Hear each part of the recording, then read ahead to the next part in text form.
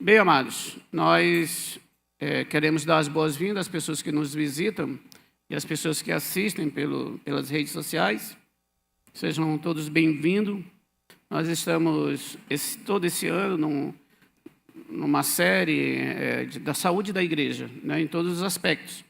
E nesse primeiro momento, nós estamos trabalhando a saúde emocional, né, da igreja, das pessoas da igreja.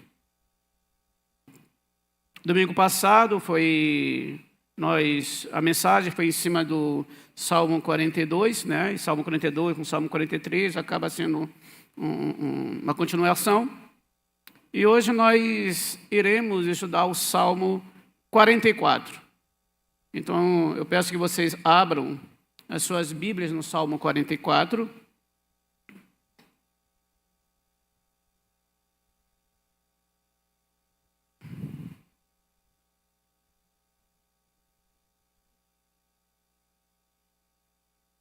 Todos já abriram? Nós iremos ler todo o Salmo.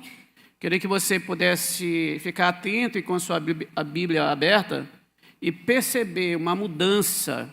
Isso aqui é um cântico, isso aqui é uma poesia hebraica que deve ser cantada. Ela é quem compôs esse salmo foram os filhos de Corá, os coraitas. Era um grupo de músicos, de cantores, de sacerdotes que serviam no templo, e, entre outras coisas, eles também compunham salmos de realidades que se vivia. Então, vamos então entender o que esse filho de Corá, esse salmista, estava vivenciando. Então, eu vou ler na versão NVI. Com os nossos próprios ouvidos ouvimos, ó Deus, os nossos antepassados nos contaram os feitos que realizaste no tempo deles, nos dias da antiguidade. Quanto à própria mão expulsaste as nações para estabelecer os nossos antepassados.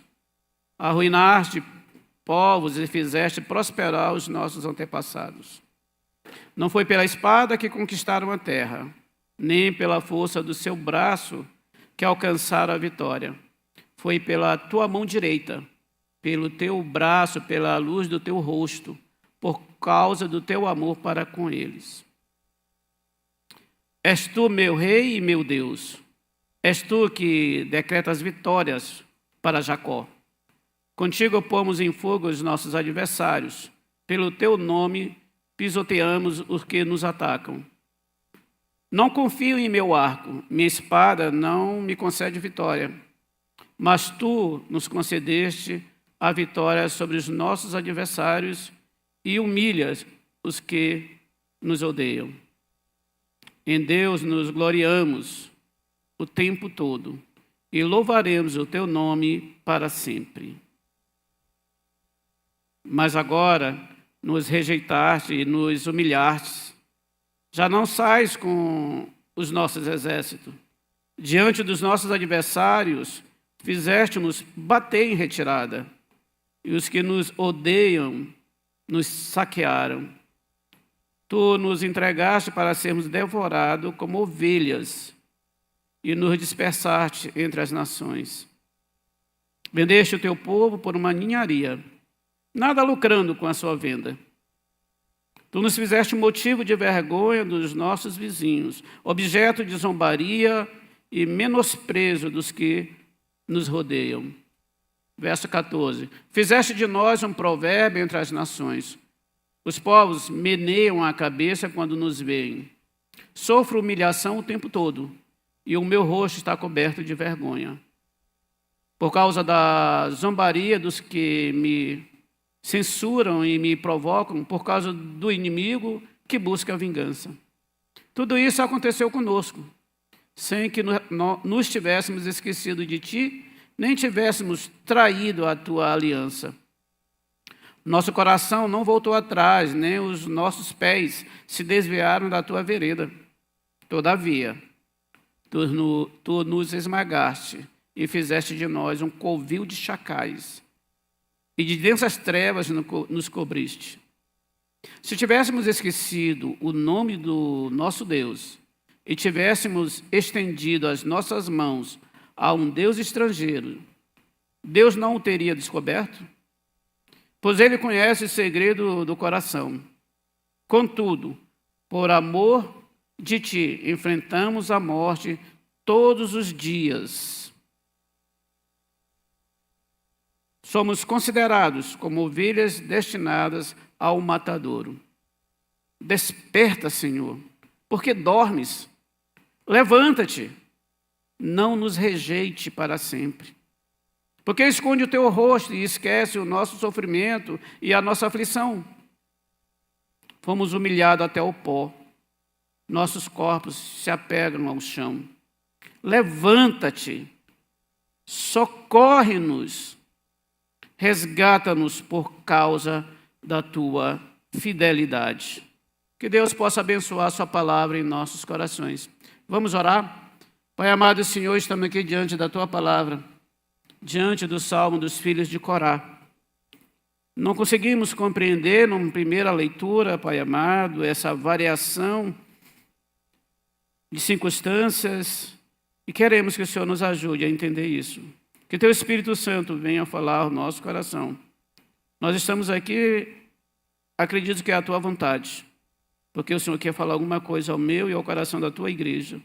Por isso te pedimos, Senhor, ilumina, Senhor, esclarece em nosso coração o que tu queres para nós.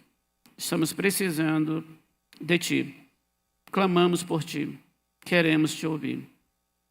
Oramos em nome de Jesus. Amém. Bem, não poderia ser diferente, né? Os homens, hoje vocês perceberam, só homens na direção do culto, né?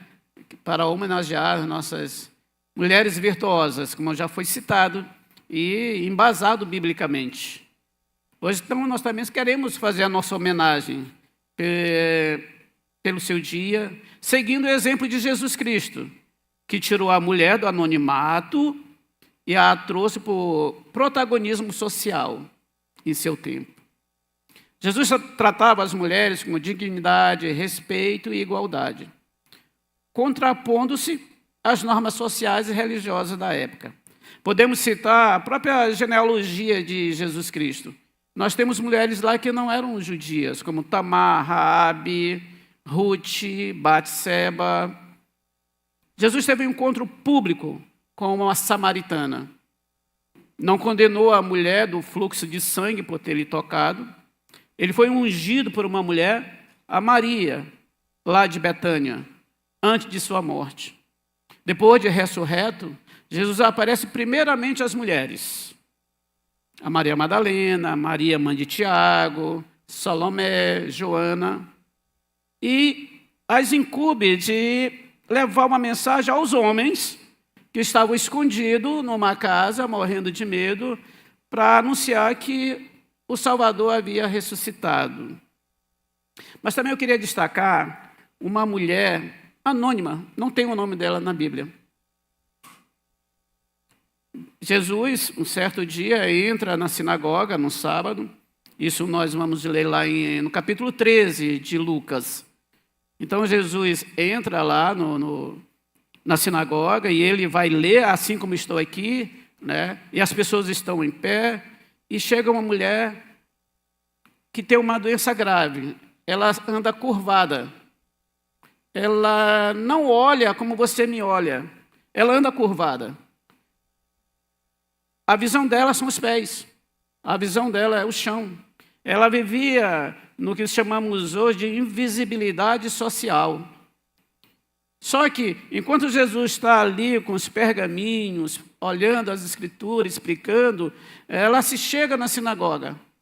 Mas a invisibilidade social dela não é apenas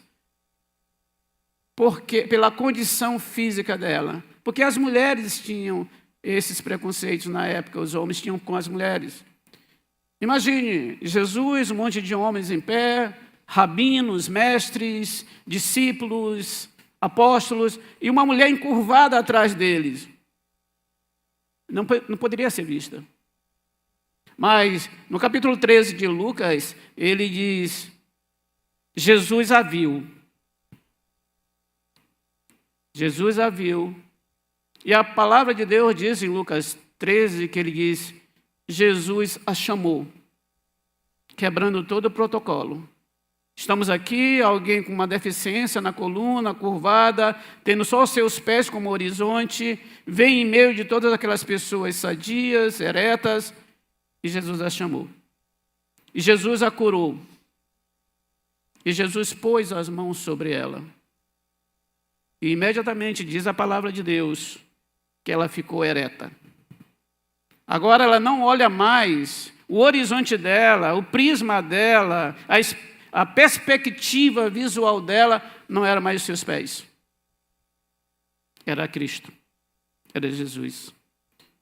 O nome dela não é registrado na Bíblia. Mas essa situação foi registrada na Bíblia porque Deus vê as mulheres. Deus tira as mulheres do anonimato. Tira do desprezo e traz para o protagonismo da sua própria história e da história da redenção. Então, se teve alguém que mais fez homenagem às mulheres, o nome dele é Jesus Cristo, a quem vocês, mulheres, servem. Então, essa mulher sai do anonimato, é curada, porque ela passou, gente, 18 anos encurvada. Era um espírito de enfermidade. Mostra que não há poderes nesses espíritos que Jesus não possa resolver. Depois de 18 anos, jogada à margem da sociedade, muitas vezes não podendo ter amigos, não indo para reuniões familiares, não conseguia dormir direito por aquele problema anatômico em sua coluna que a deixava curvada. Durante 18 anos, ela não entendia por que vivia naquele estado. Durante 18 anos, mesmo sendo, como diz Lucas 13, uma filha de Abraão, uma filha da promessa, uma filha do pacto. O salmo que lemos mostra essa tensão entre o que cremos da palavra de Deus e de como a realidade das adversidades que vivemos parece dizer o contrário. Os salmos em geral são divididos em 5 livros. E esse Salmo 44, que nós estamos lendo, ele está no livro 2. Lá temos praticamente 11 salmos que são dos filhos de Corá, os coraitas. E como nós já explicamos, eles eram cantores, né? Exerciam funções no templo. A característica desse segundo livro de Salmos é que eles retratam a Deus como Elohim, o Deus da criação, o Deus todo-poderoso.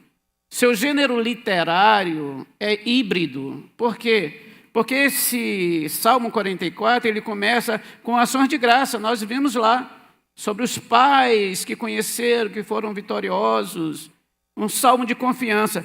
Mas, ao pouco, ele vai se transformando num salmo de lamento. Por isso, o seu hibridismo. Ele também é um salmo de lamento individual e de lamento comunitário. A ideia é porque, já que é um grupo de cantores, já que é uma poesia hebraica que tem que ser cantada, há um coro, onde alguém canta e o coro responde. Por isso você vai logo ver que ele sai de um aspecto coletivo e vai para um aspecto individual. O Salmo 44, o salmista, ele expressa e ele compõe esse salmo logo depois de uma derrota nacional do exército de Israel. Não deixa bem claro onde foi essa guerra, qual foi os motivos, mas foi logo após uma derrota do exército de Israel. Embora o salmista fale em nome do rei, ele não consegue, é aí que a gente precisa compreender, embora ele fale em nome do rei, ele não consegue entender o motivo desse fracasso, já que Israel não se esqueceu de Deus, nem traiu sua aliança.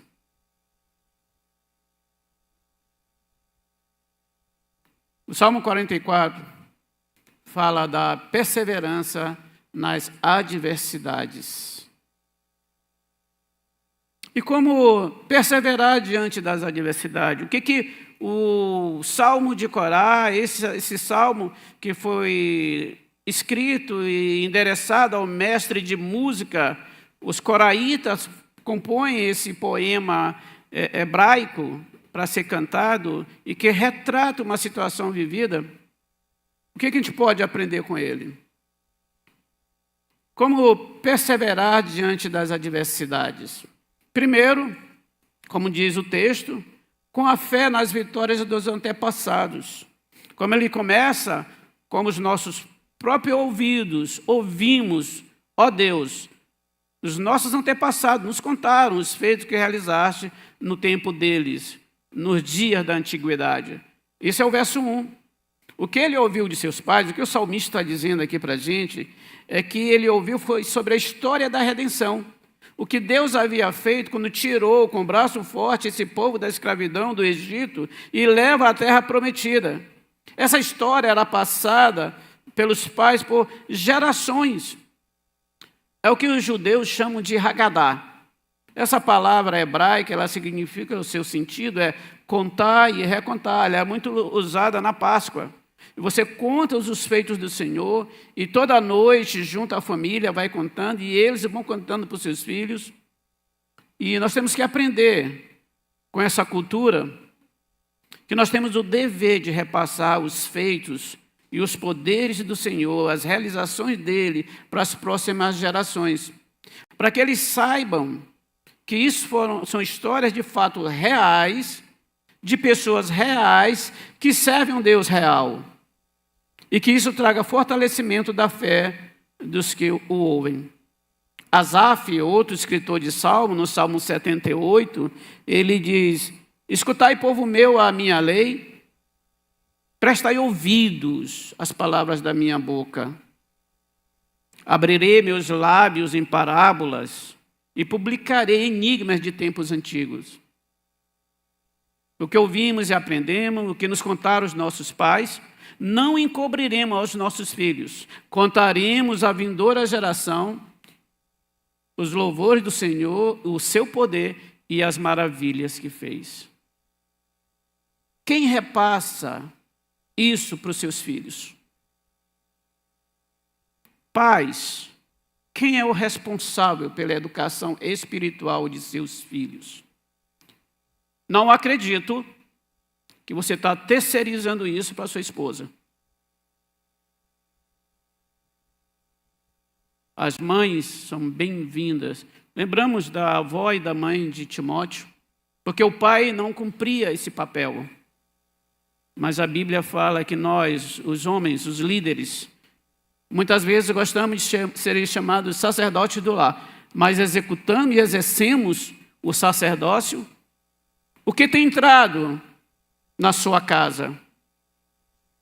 O que você tem permitido ou nem percebido? Hoje nós estamos com uma geração de crianças, uma geração de adolescentes, uma geração de jovens que estão com jogos eletrônicos que tratam de capturas de demônio. Nós temos best-sellers de livros e coleções e séries de aprendizado de feitiçaria, bruxaria, como o exemplo de Harry Potter. Tudo já entra em nossa casa.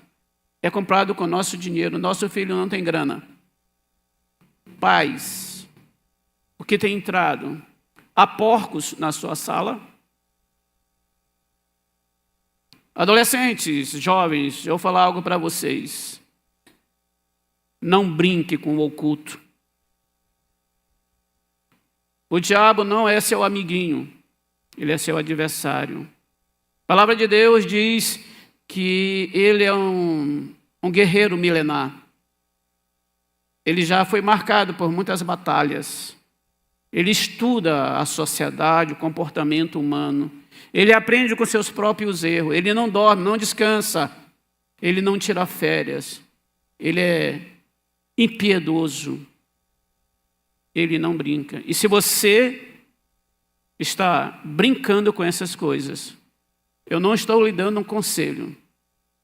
Eu estou lhe dando uma repreensão, uma advertência, porque isso é abominação ao Senhor. Pais, cuidem do seu lar. Você é o protetor do seu lar. Nada entra no seu lar sem passar por você. Você é autoridade sobre sua família. Então, o que estamos passando para os nossos filhos? O que estamos ensinando a essas futuras gerações? O salmista tinha a nítida percepção que toda essa vitória vinha do Senhor. Ele sabia disso, essa era a percepção. Dos seus antepassados, ele garantiu a vitória, mas foi o braço forte do Senhor. O salmista, o filho de Corá, ele cria num Deus vivo, um Deus que fez um pacto, cujo fiador era ele próprio.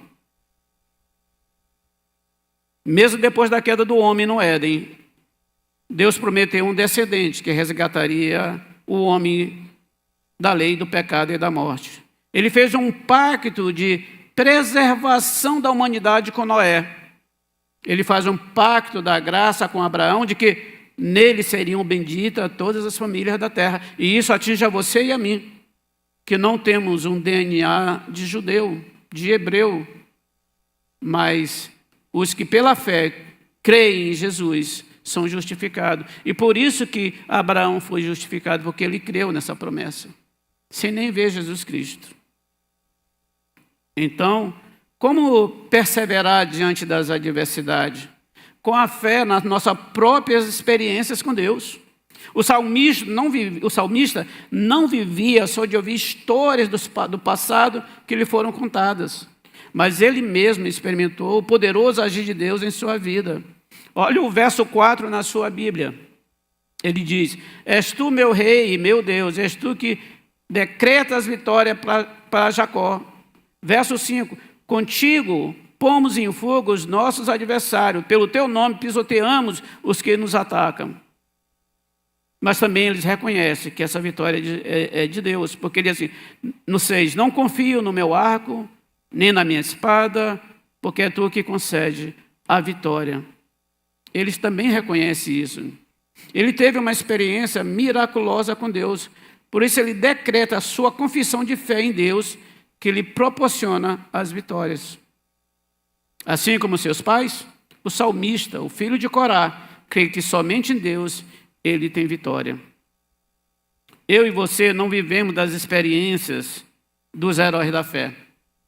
Essas experiências, sim, nos encorajam, fortalecem a nossa fé, mas nós mesmos já tivemos experiência do poder de Deus se manifestando em nossas vidas. Você lembra quantas vezes, uma pergunta para você, Deus te socorreu de forma miraculosa? Deus ainda é o Deus Todo-Poderoso. Ele é o grande El Shaddai. Em Lucas 7, Jesus cura o servo do centurião com uma palavra à distância. Talvez se fosse nos nossos dias hoje, poderíamos usar as nomenclaturas da época. Jesus curou online. Porque quando o centurião o procura, porque seu servo estava muito doente, e ele disse que ele disse, não, eu não sou digno de receber a Jesus na minha casa, não sou digno de conversar com ele, eu sou um líder que deu ordem e as pessoas obedecem, e eu sei que o Senhor dando uma ordem, o meu servo será curado. Jesus disse, registra nesse momento, que ele, em todo Israel, ele não encontrou uma fé como aquele centurião.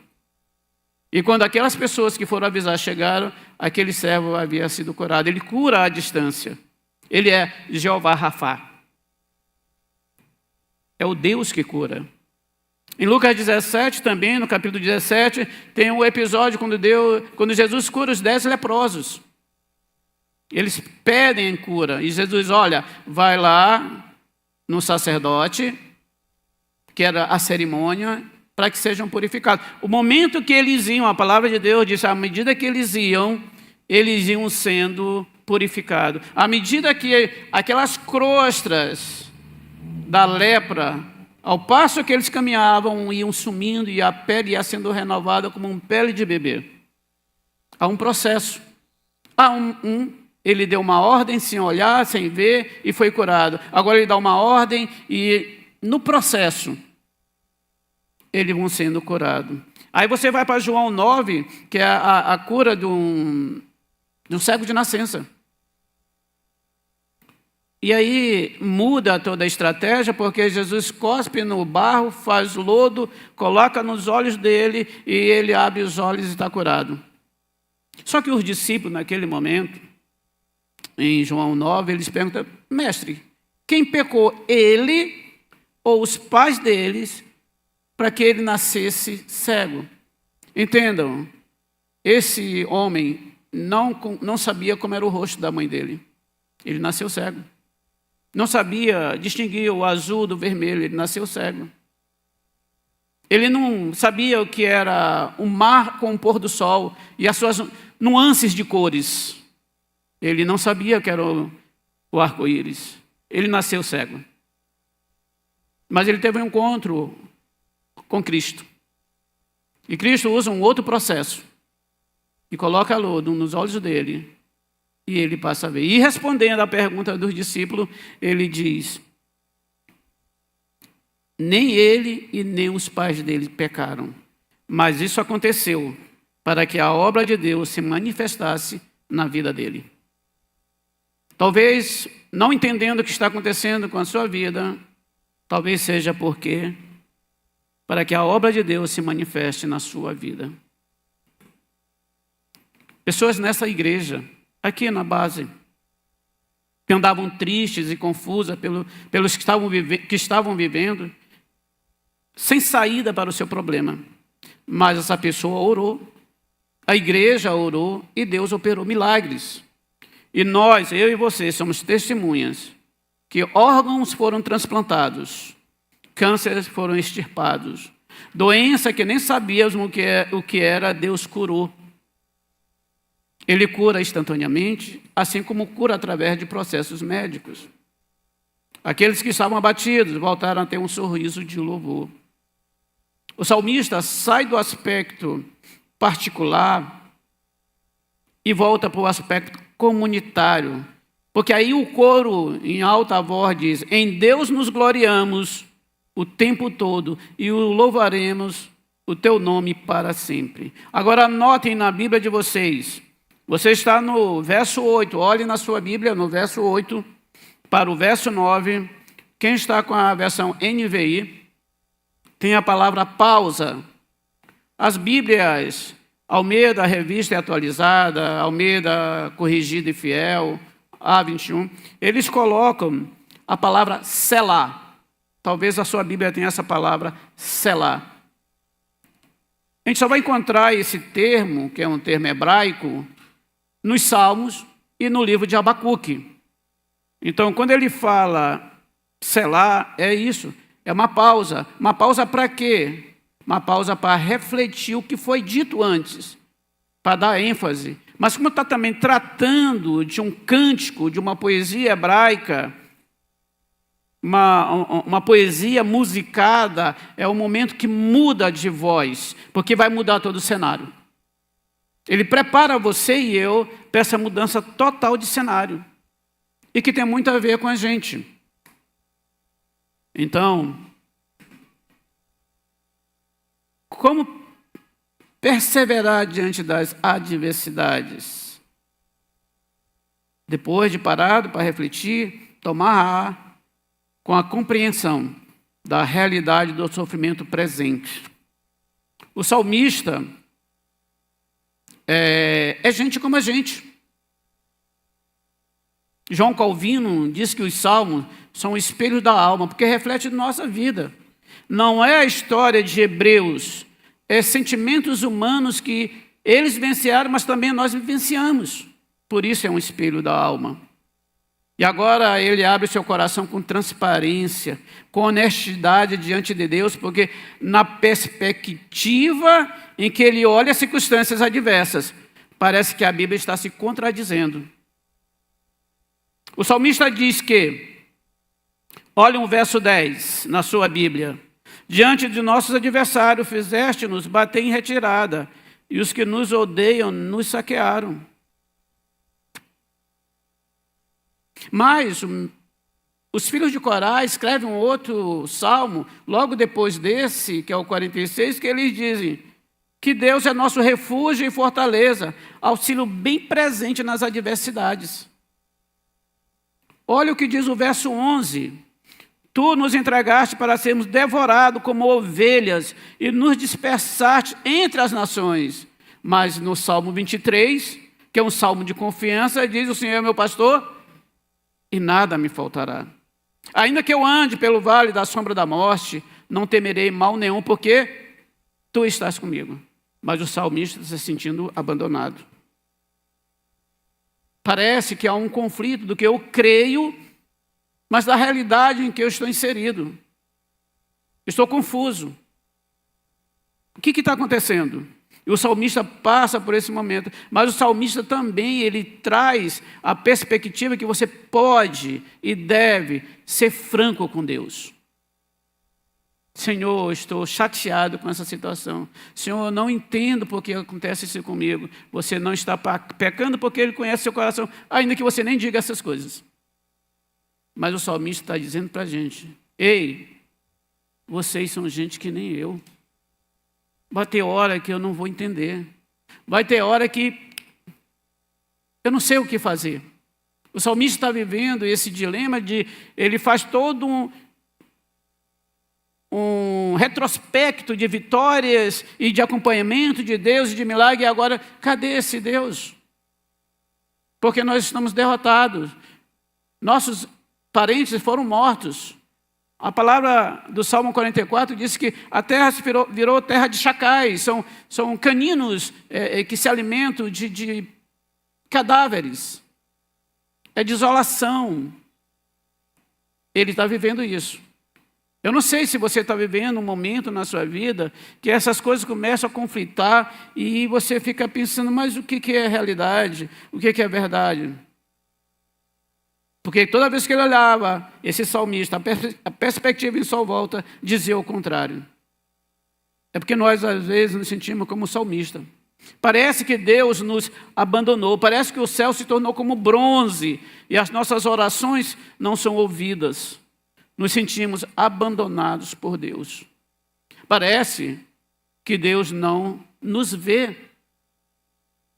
Mas lá em Lucas 13, sobre a mulher encurvada que nós falamos, quando Jesus vai à sinagoga, no dia de sábado, a Bíblia diz que ele viu, ele a viu, ele impôs as suas mãos, ele a chamou e disse: mulher, está livre da tua enfermidade.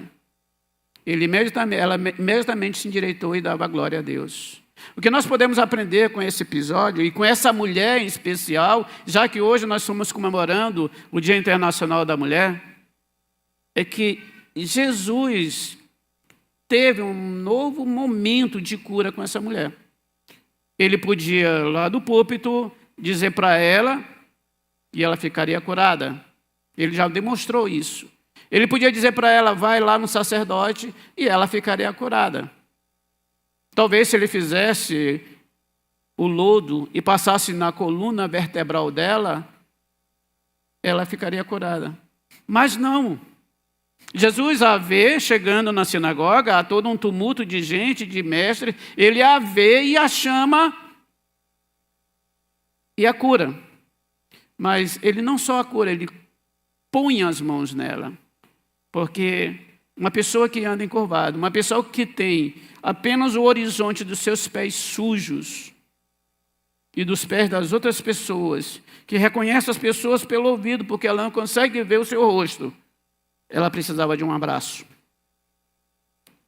Jesus tem a medida certa para cada um de nós. Ele pode abraçar você quando você não tiver mais forças. Ele pode mandar uma palavra à distância, porque Ele é Deus soberano, Ele é o Deus que cura. E aquela mulher ficou em pé. E aquela perspectiva mudou, porque agora não vejo mais meus pés, mas eu vejo o Cristo, o Deus que me cura. Então, Jesus a viu. Outra mulher que nós podemos também estar trazendo, né, nesse Dia Internacional da Mulher, como exemplo, é Agar. Lá no capítulo 16 de Gênesis, você vai ver uma história interessante. Agar é uma egípcia. E aí, no capítulo 15, que antecede esse capítulo 16 de Gênesis, Deus faz uma promessa, firma um pacto com Abraão. Abraão, sai da tua tenda, olha as estrelas, vê se você consegue conferir. Assim será a tua descendência. Você será dono de todas essas terras e todo mundo será abençoado por você.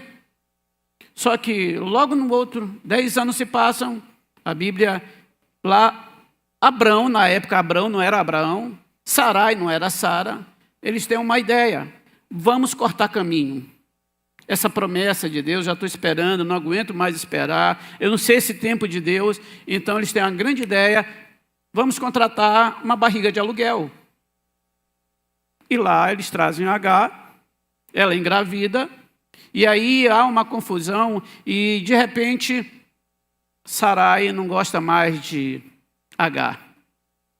E Agar é maltratada por Sarai. Sim, a esposa do patriarca. Ela é maltratada e o Abrão não mais a vê, não quer mais contato com ela. E ela se sente abandonada, ela se sente isolada, ela se sente ferida. E a coisa estava tão grande que a palavra de Deus diz que Agar foge para o deserto. Às vezes nós temos essas vontades. As coisas já estão tão ruins, mas tão ruins, que eu não quero mais ouvir ninguém. Se eu pudesse, vocês já falaram isso, ou ouviu alguém dizer isso, se eu pudesse, eu corria, não queria ver ninguém. Agar passou por esse momento. E quando Agar vai ao deserto, junto a uma fonte de água, onde seria um poço futuro, a palavra de Deus que houve uma teofania. O que é uma teofania? É a aparição de Deus para os homens. E quando o anjo do Senhor, assim é chamado na Bíblia, aparece a Agar, e ela é grávida. Uma mulher grávida no deserto. Uma mulher grávida na cidade, sozinha já é complicado, uma mulher grávida no deserto. Então Deus fala para ela que ele ouviu a aflição dela. E que aquele garoto será chamado Ismael. Porque na tradução desse nome significa Deus ouve. E Agar, e disse que ele seria pai de uma grande nação também, e que ele teria várias nações provinda dele, e que ela devia se humilhar e voltar para a sua patroa, Sarai. E nessa hora, a egípcia, não é uma judia, a egípcia, Agar, ela chama ao Senhor. Uma palavra hebraica que é Be'er Lachai Roi. Be'er Lachai Roi é aquele que vive e me vê. Deixa eu dizer uma coisa para vocês, igreja. Igreja, o teu Deus não é cego. Ele é o Deus que vê. O teu Deus não é surdo, porque Ele é o Deus que ouve. As suas orações são ouvidas. Ele vê, Ele não está alheio ao que você está passando.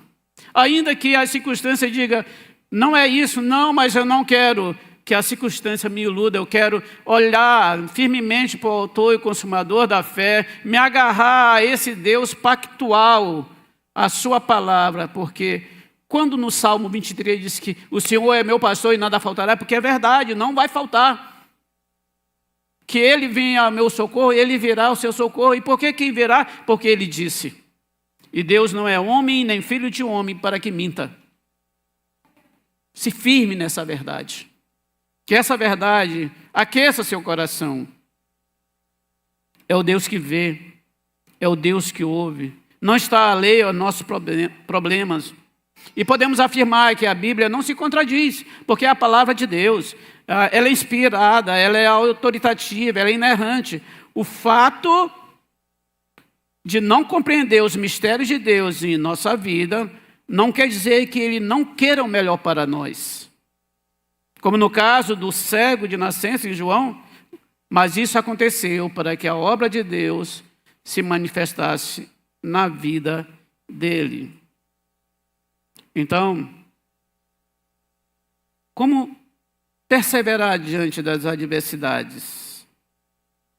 Item 4, com a declaração da inocência pactual. Vamos explicar melhor o que é isso. Nós podemos usar a história de Jó.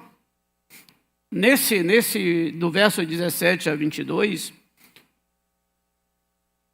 lá no 17 diz, tudo isso aconteceu conosco, sem que nós tivéssemos esquecido de ti, nem tivéssemos traído a tua aliança. Nosso coração não voltou atrás, nem nossos pés se desviaram da tua vereda. Eles não foram idólatras, eles não abandonaram Deus. E ao verso 22 ele diz, contudo, por amor de ti, enfrentamos a morte todos os dias. Somos considerados como ovelhas destinadas ao matadouro. E aqui você não pode ter uma falsa modéstia. O que o salmista está dizendo, eu tenho plena convicção que nós estamos fazendo as coisas certas. Nós somos fiéis à aliança. Nós somos fiéis a Deus, nós não buscamos outros deuses.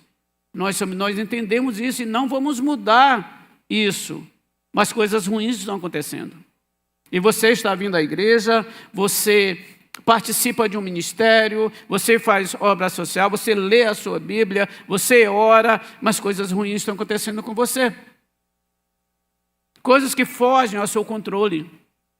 Mas o salmista, ele diz, ainda que essas adversidades fujam ao meu controle, a melhor resposta que eu posso dar é me agarrar a esse Deus. É agarrar as verdades ensinadas na sua palavra. E a história de Jó expressa bem o que o salmista está vivendo. No capítulo 23 de Jó, é interessante que Jó, ele pede uma audiência com Deus. Porque ele quer defender a sua integridade. E quer chamar as causas de sua aflição por ser inocente. Jó era inocente. Nós conhecemos a história de Jó. Mas no momento dos acontecimentos, ele não sabia de nada. Vejamos então o que diz o primeiro capítulo de Jó. Ele diz assim, lá no verso 6, a partir do verso 6, ele diz, um dia qualquer, em que os filhos de Deus vieram à presença do Senhor, veio também entre eles Satanás. Então o Senhor pergunta a Satanás, de onde vens? Então Satanás responde ao Senhor e disse, de rodear a terra e de passear por ela. Ainda o Senhor continua, percebam que mesmo que Satanás vá com os outros anjos, a presença de Deus, ali num bolo de anjos, quem quebra o silêncio, quem abre o diálogo com ele é Deus. É Deus que vai e fala, observaste meu servo Jó?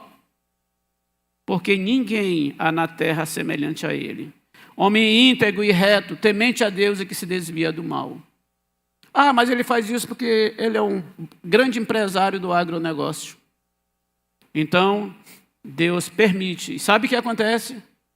Satanás manipula o clima, manipula pessoas, e acontece que um tornado derruba a casa onde estavam os filhos de Jó. Homens beduínos saqueiam seus rebanhos. Fogo do céu desce, mata rebanho. E muitas coisas. E Jó está ali, quando vem um primeiro mensageiro e diz, seus filhos morreram, seu gado foi levado, isso foi queimado, não tem mais nada, seu status social zerou agora. Então ele rasga suas vestes, joga cinza, e ele diz, nu saí do ventre da minha mãe e nu voltarei. Deus nos deu e Deus nos tomou. Bendito seja o nome do Senhor. E a palavra de Deus diz no capítulo 1 de Jó, que em nada Jó pecou. E vai de novo Satanás à presença dele. Lembre-se, 10 filhos morreram. A gente passou muito rápido por esse detalhe. Eu não sei quantos de vocês já perderam um filho. Ou um ente querido muito próximo.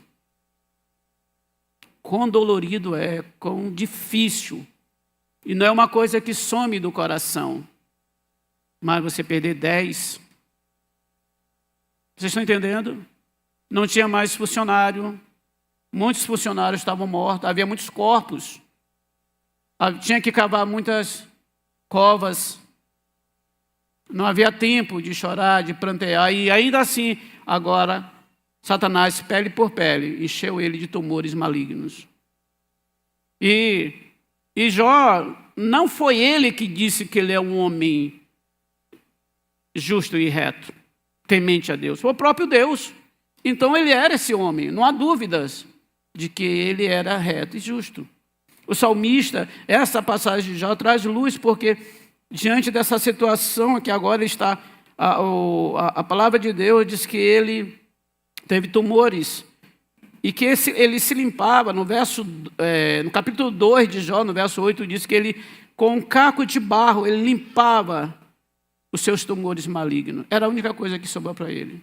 E a sua esposa, já que estamos falando do Dia Internacional da Mulher, a sua esposa, ao olhar aquela situação que estava vivendo e participando do mesmo sofrimento, ela pergunta: tu não preserva a tua integridade? Amaldiçoa esse Deus e morre. O que Jó responde: com uma louca tu falas, não recebemos o bem do Senhor? Não poderíamos também receber o mal? Agora, antes que nós joguemos pedra nessa mulher, deixa eu olhar o outro lado. Ela é uma mãe. Sabe o que é uma mãe que perde filho? Quando ela olha as roupas que ficaram, o cheiro deles. Algum quadro, alguma coisa, algum presente doado, traz a memória, leva, mostra, mas eu não vou mais ouvir o timbre da sua voz.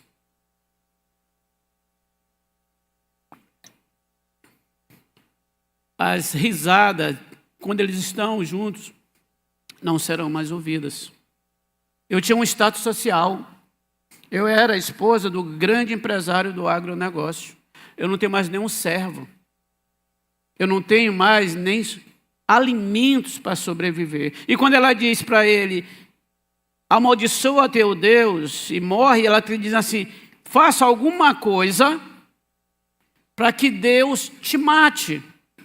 Mas ela está na perspectiva de uma eutanásia. Porque quando você está com um parente terminal e muitas vezes passa na cabeça: não é melhor desligar? Não, é porque eu não quero mais ele, é porque eu não suporto mais ver essa condição de sofrimento.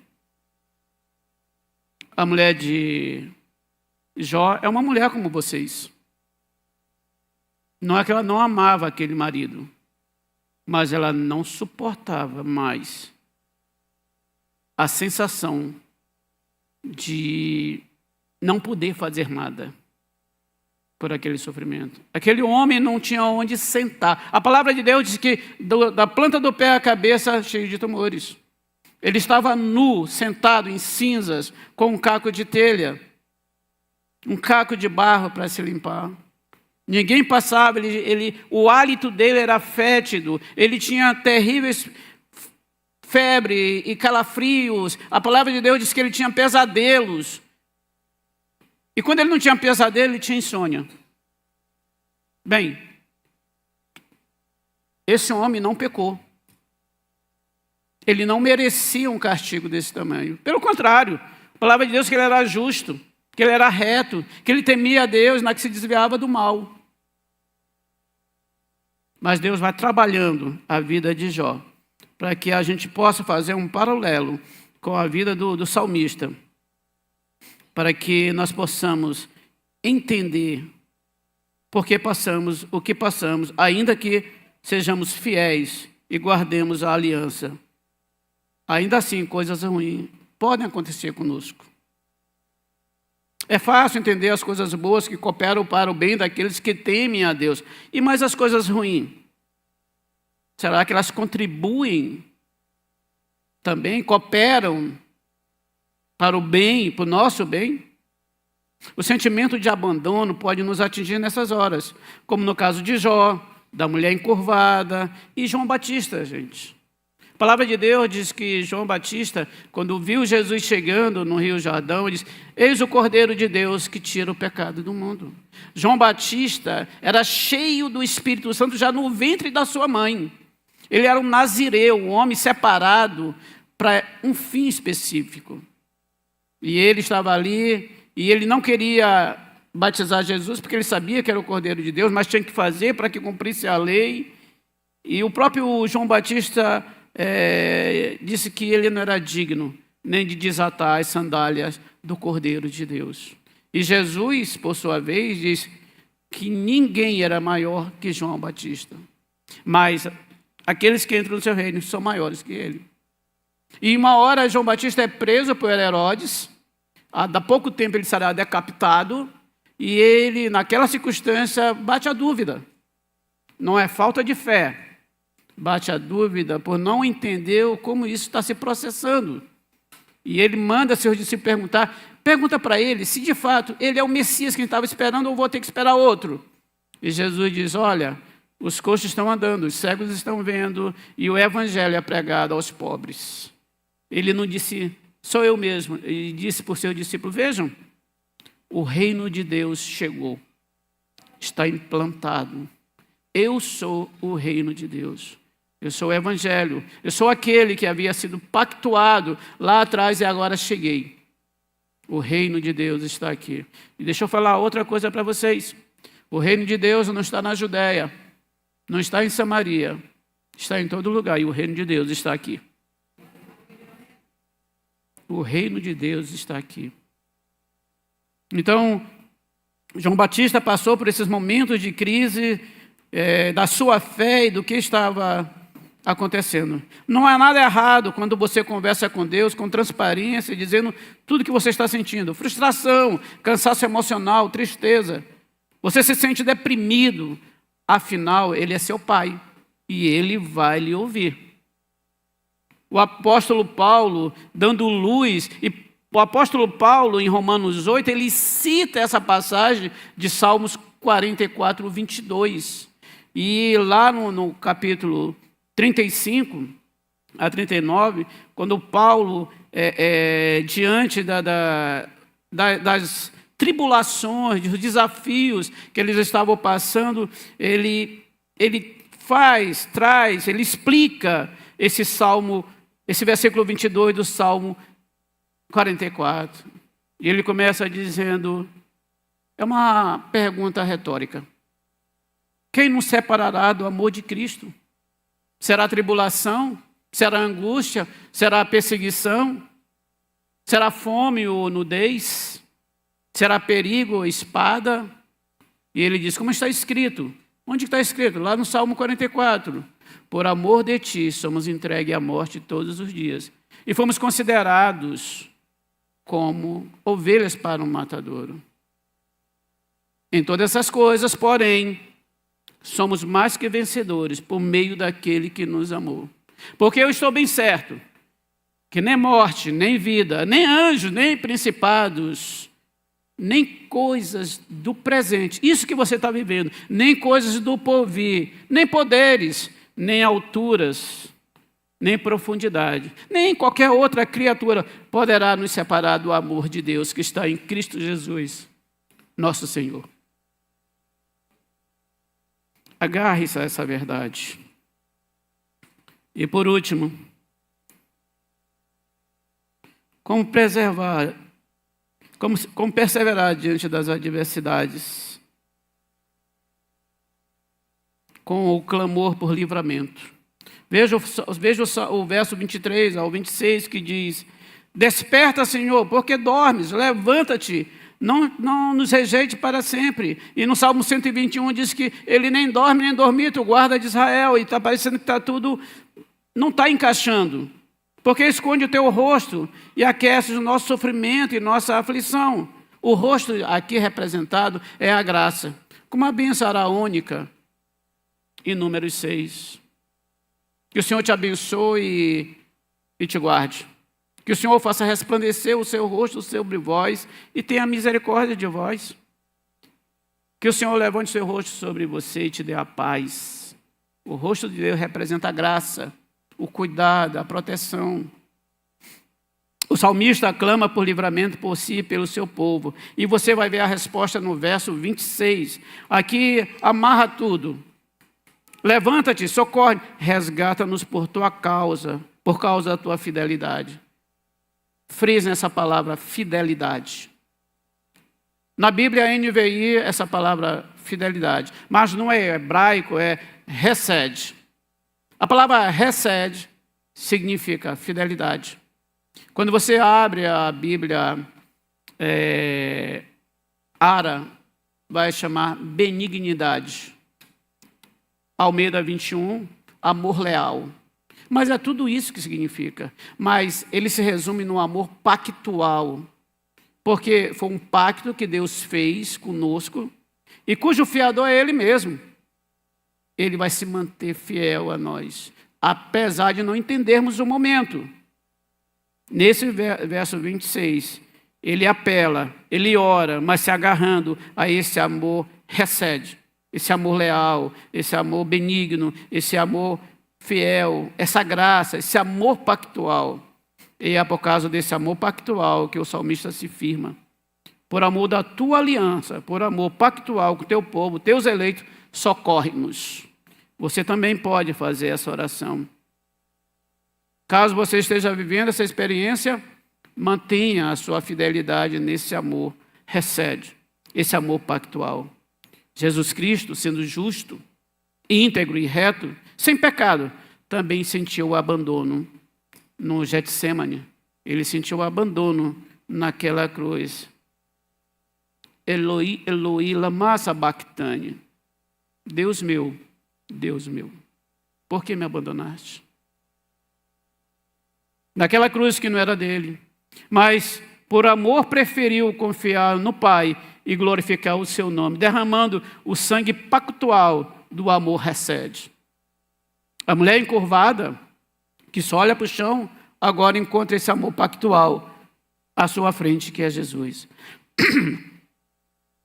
Que é a primeira pessoa que ela vê. Jó só tinha um caco de barro, mas no capítulo 19 e no verso 25 de Jó, ele usa aquilo como um altar e diz: eu sei que o meu Redentor vive e por fim se levantará sobre a terra. Eu não sei o que você tem. Jó tinha um caco de barro. Talvez você tenha o diagnóstico de uma doença. Talvez você tenha um casamento à beira do colapso. Talvez você tenha filhos rebeldes que estão se distanciando e o seu amor não consegue trazê-los de volta. É isso que você tem que erguer a Deus em holocausto e dizer: eu sei que o meu Redentor vive e por fim se levantará sobre a terra.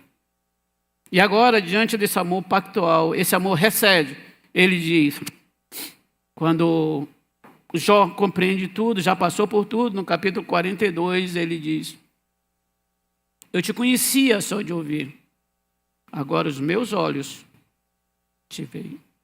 Ele é o Deus que vê, e em algum momento você o verá.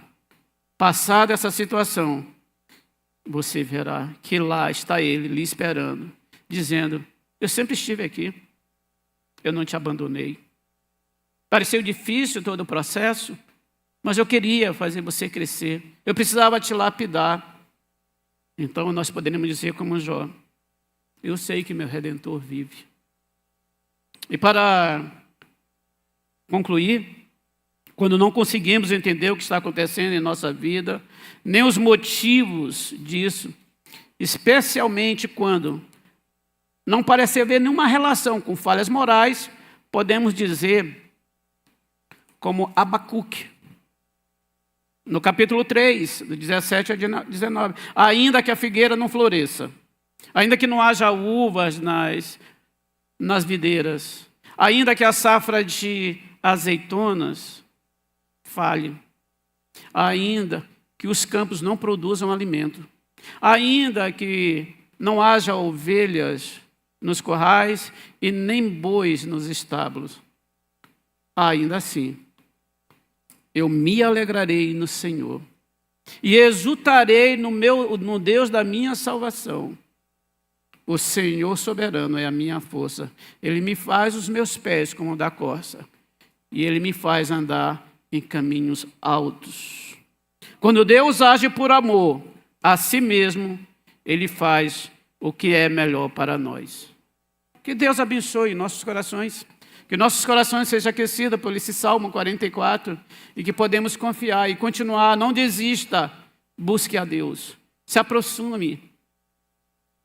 A sua fidelidade, o seu amor excede, o seu amor pactual é inquebrável. Ele é fiel a Ele mesmo, por isso Ele é fiel a você. Vamos ficar de pé e vamos orar?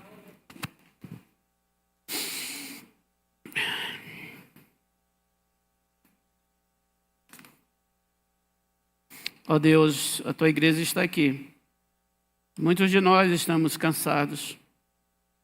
Muitos de nós estamos com as almas desfalecendo pelo desafio de viver situações que não sabíamos que iam passar, mas chegaram, Senhor, a nós. Como o salmista, os filhos de Corá, que se agarram a essa promessa, essa aliança, esse amor pactual, esse amor recede. Nós queremos também nos agarrar a Ele, porque é o que nos resta, Pai amado. No Salmo 84, também dos filhos de Corá, ele diz que é agradável, Senhor. Quão bom é estar nos atos do Senhor. O Senhor dos exércitos, Jeová Sabaó, Quírios Sabaó, porque nossa alma precisa desesperadamente da Tua presença. O salmista diz no Salmo 84 que a andorinha, o pardal achou uma casa, a andorinha, um ninho para si, para guardar seus filhotes, próximo do altar. É um lugar seguro, é próximo de Ti, Senhor dos Exércitos. Mas nós aqui não queremos desistir, queremos continuar fiéis a Ti, Senhor. Por isso nós queremos encontrar com o Senhor nos Teus altares e chamar o Senhor de meu Deus e meu Rei. Que Tu abençoe a Tua palavra em nossos corações. Te pedimos isso em nome de Jesus. Amém. Amém, Senhor.